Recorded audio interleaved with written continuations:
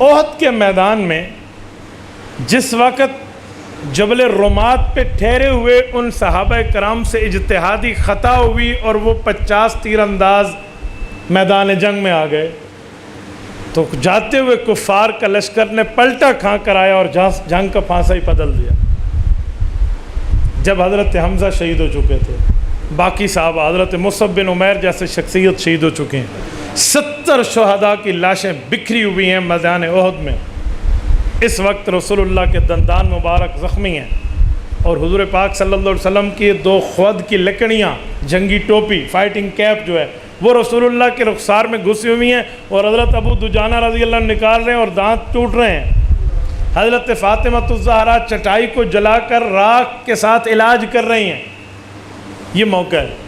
جاتے ہوئے ابو سفیان جو کفار کی طرف سے سربراہ تھے، ابھی ایمان نہیں لائے تھے، تو اس نے جب مسلمانوں کے شہداء کا مسئلہ دیکھا نا کہ ناک کان ہاتھ کٹے ہوئے ہیں، کلیجہ چبایا ہوا ہے، تو یہ کفار بھی مسئلے کو غلط سمجھتے تھے، لیکن چند نوجوانوں نے کر دیا جذبات میں آ کر، تو اس نے جاتے ہوئے ایک صفائی دی، ایک پہاڑ کی اوٹ میں ٹھہر کے کہ اے مسلمانوں، اگر میری بات سن رہے ہو تو تمہیں لاشیں مسلح زدہ ملے گی، وہ ہم نے میرے حکم پہ کسی نے نہیں کی۔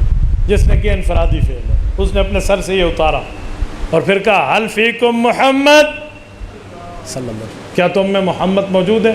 رسول اقدس کا جواب نہیں ہے۔ حل فیکم ابو بکر، حل فیکم عمر، جواب نہیں ہے۔ جب جواب نہیں تھا، حضور پاک علیہ السلام نے روکا ہے۔ حضرت عمر جواب دینا چاہتے بھی ہیں، حضور پاک نے روکا۔ جنگی حکمت عملی ہے۔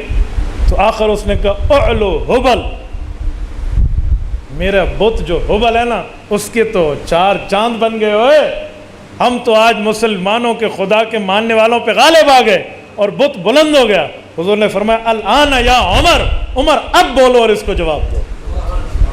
آپ اندازہ لگے عقائد پہ اللہ کے رسول نے اس جگہ پہ بھی کمپرومائز نہیں فرمایا۔ عقیدہ توحید پہ زد ڈالنے کے لیے اس نے اول اوبل فرمایا اللہ اعلی و اجل، عمر یہی کہو۔ حضرت عمر نے کھڑے ہو کے اعلان فرمایا اللہ اعلی و اجل، کیا بتوں کی حکمرانی ہے، حکمران تو میرا اللہ ہے۔ یہ موقع ہے، رسول اللہ صلی اللہ علیہ وسلم اس موقع پہ بھی عقائد پر کمپرومائز نہیں فرمایا۔ یہ موقع جس موقع پر ایک جنگی حکمت عملی ہوتی ہے اور الحرب خدع، یہ بھی نہیں دیتا۔ تو عقائد میں حضور پاک کی مضبوطی اتنی ہے، اس حد تک رسول اللہ صلی اللہ علیہ وسلم کی عقائد میں مضبوط۔ اور میرے دوستو، رسول پاک صلی اللہ علیہ وسلم نے اپنی پوری زندگی میں کسی موقع پر بھی، کسی معاملے پر بھی نرمی دکھائی ہے تو ان میں عقائد شامل نہیں ہیں۔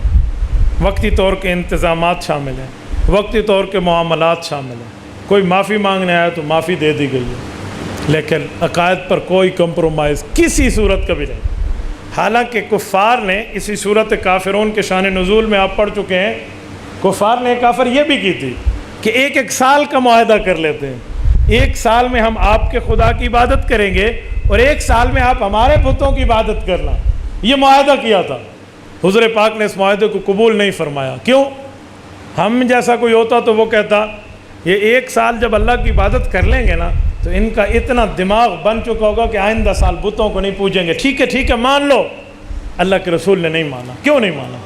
کیا رسول پاک کے ذہن مبارک اور ذہن اقدس میں سوچ اور فکر اور فراست میں یہ بات موجود نہیں تھی کہ 1 سال ان پہ محنت ہو جائے گی، یہ بندے ایمان پر مضبوط ہو جائیں گے؟ نہیں، اس کی ایک وجہ ہے۔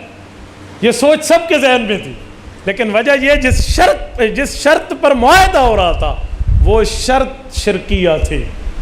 وہ کیا ہے کہ اگر 1 سال ہم نے مان لیا تو اگلا سال تم بھی بت مانو گے۔ یہ بتوں کے ماننے میں توحید کے عقیدے پہ زد پڑ رہی تھی، تو اللہ کے رسول نے اس شرط کو مانا ہی نہیں۔ میرے دوستو، اسی طرح رسول پاک صلی اللہ علیہ وسلم کے ساتھ معاملات میں صحابہ کرام یوں سیکھ کر چلیں تو آج ہمیں اس بات سے ایک سبق ملتا ہے کہ ہم عقائد پر کوئی کمپرومائز نہ کریں۔ وہ عقیدہ توحید سے لے کر عقیدہ حیات النبی تک اہل اسلام کا کوئی نظریہ اور عقیدہ ہو، کوئی کسی قسم کا عقیدہ اور نظریہ ہو، اس پر کوئی لے دے اور کوئی کمپرومائز نہیں۔ ہم کسی کے کہنے پر عقیدہ چھوڑ دیں؟ جی نہیں، یوں نہیں۔ عقیدہ ہمارا عقیدہ رہے گا، اس کے ساتھ کچھ معاملات طے ہیں تو چل جائیں گے، نو پرابلم۔ تبارك الذي نزل الفرقان على عبده ليكون للعالمين نذيرا.